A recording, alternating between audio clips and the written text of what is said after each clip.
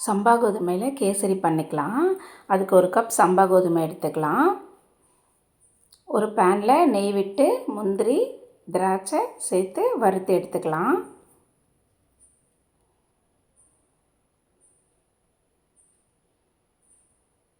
அதே நெய்லேயே சம்பா கோதுமையை வறுத்துக்கலாம்.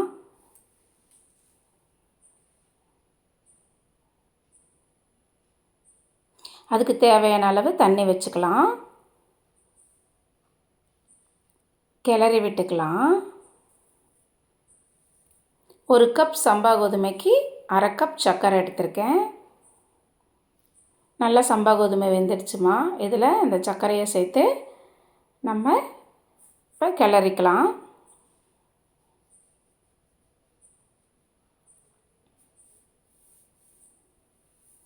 ஒரு 2 ஸ்பூன் நெய் விட்டுக்கலாம். தேவையான அளவு ஏலக்காய் தூள் சேர்த்துக்கலாம்.